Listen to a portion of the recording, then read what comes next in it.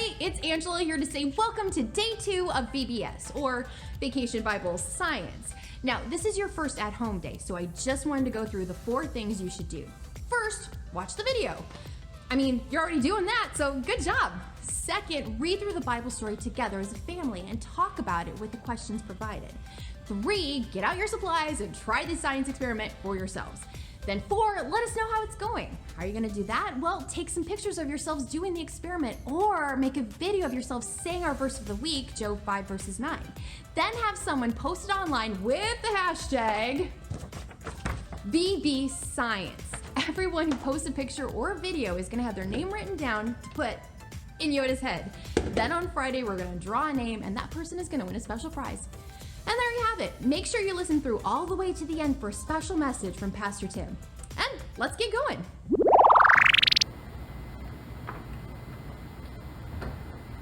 All right, according to my diagram, this should be it. Oh, excuse me. Is this the Wittenskop lab? Yes. Great, then I'm in the right place. I'm Jess, the new intern. Well, I'm really excited to be here. I've heard a lot about what you guys do here. Splendid. So are you... Duck. Duck? Duck. Your name is... No, duck. Craig. What? My name's Craig. Wonderful for you to be here. Reginald, I think my calibrations were off that time. I'll have to do it again. Oh, hello. Can I help you? No. I mean, yes. I guess, I hope so, eventually. She's the new intern. Yes. I'm the new intern. My name is Jess. It's so nice to meet you. Jess. What is your shoe size? 7 American? Interesting. Reginald, write that down. I thought your name was Craig. It is. It is very nice to meet you, Elizabeth. I'm Dr. Wittenskop. Everyone here calls me Dr. V. This is my trusted assistant, Reginald. It's Craig. Yes. Dr. V, it's so great to meet you in person. I've been studying your work for such a long time now. Before we get started, here's all my references and letters of recommendation and all the paperwork all ready for you. Oh, look at all the papers. Take these for me, won't you, Reggie? Sure. So, Elizabeth, Jess. I assume you're aware of what we do here, is that correct? Yes, Wittenskop Labs is the leader in Bible science, first and foremost in studying the Bible through science. Excellent, you are correct. The Bible is full of amazing wonders, and what better way to study them is with some science. So we have devoted ourselves to being the best Bible scientists out there, the best Bible what? Reginald, what am I thinking of? I have no idea what you're talking about.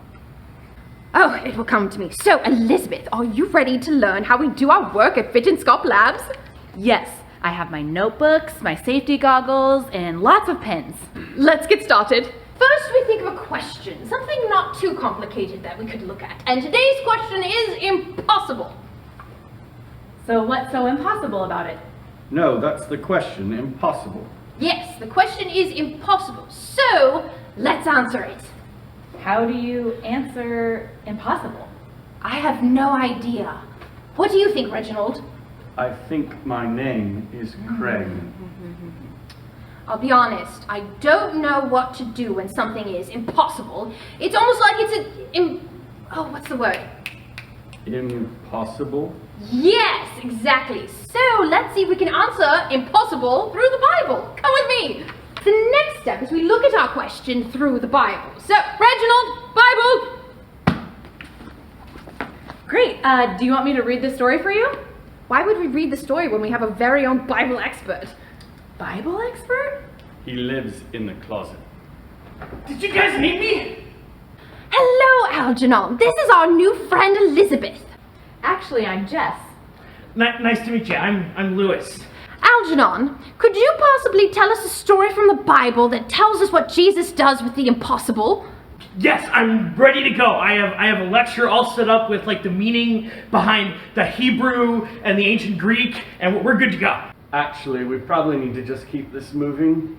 So the quick version. Jesus had been traveling with his 12 disciples for a while.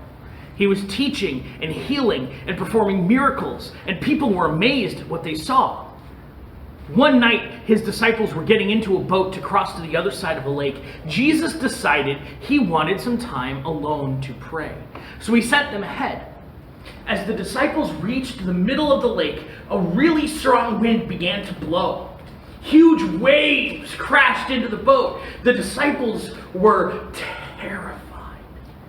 Then they saw someone walking on the water towards them. At first, they thought it was a ghost, but they soon realized that it was Jesus. One of the disciples named Peter asked if he could walk out to Jesus. Jesus said yes, so Peter climbed out onto the water and began walking on the water, just like Jesus. But soon, he became afraid of the waves crashing around him. He took his eyes off Jesus, and when he did, he started sinking. But Jesus was right there to grab his hand and help him into the boat. As soon as Jesus had gotten into the boat, the winds and the waves stopped. The disciples couldn't believe what they saw. They knew then that Jesus was really the Son of God. Oh, excellent. Thank you, Algernon. It's Lewis.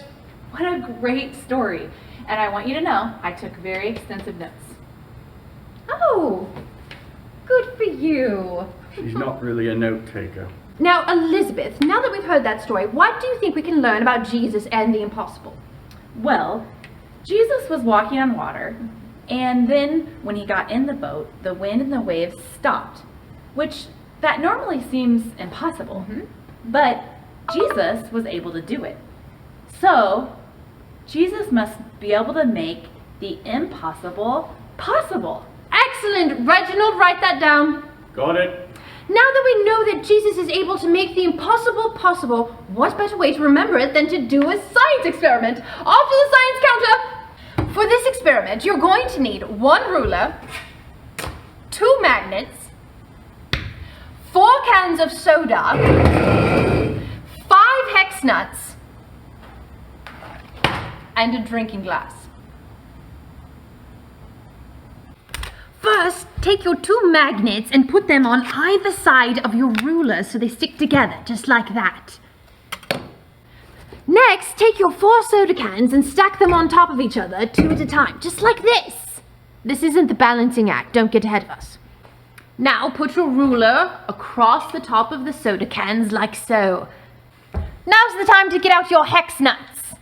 Get a glass of water and put it underneath the magnet so the edge is exactly under the middle. Next, you're going to take the hex nuts and stick them under the ruler onto your magnet and keep adding the rest right on their sides to make a link, just like this. Wonderful. Next, ever so slowly, grab the hex nuts and pull them down very, very, very slowly onto the edge of your glass. They should balance, just like this. Go. Very slowly. There you have it. Isn't that amazing? Now, just a quick warning, this might take you a few tries before you actually get it, and you might need to experiment with taller glasses or shorter glasses or putting something under the glass or using less hex nuts, whatever. But whatever you do, do not give up because you will get it, and when you do, it will be amazing. And there you have it. Something that seems impossible is possible with a little bit of science. But Jesus doesn't need science tricks to do the impossible. He is that powerful. That's amazing. Do you want me to record my observations so we can review it later? Why? Not a note taker. Oh, right. Well, Elizabeth, it was wonderful having you here today. Hopefully you learned something. We'll continue our research tomorrow, but in the meantime, I have some calculations to do. Well, that was interesting. She's nearly not what I expected. For those of you at home, this is the time to get out your take-home boxes and get out the lesson and the supplies for day 1. Read through the story together and talk about the questions on the sheet. Then, with the supplies in your box, try the science experiment for yourselves and see what you find out. Hey everyone, I'm Tim, one of the pastors here at First Christian, and I wanted to give you a special mission for this week. Recently, we began sharing our building with an organization called Thriving Titans, and they provide food and clothing and other supplies to kids in need. You know what? Let me just show you.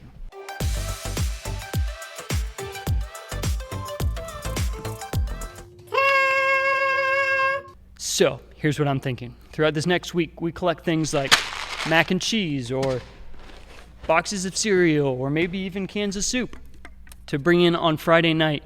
And you can find the full wish list online at myfcc.life/VBS. And I have these 2 big cardboard boxes. Hold on. Okay, found the cardboard boxes. Let's see if we can fill them in one night. Just think, if everyone brought in 2 or 3 items on Friday night, we would have so much food. We'd be able to help Thriving Titans reach even more families. So, you have been officially challenged. See what you have or what you can get to share with Thriving Titans, but before that, it's time to open up your take-home box and get started on your first at-home day of Vacation Bible Science. See you tomorrow.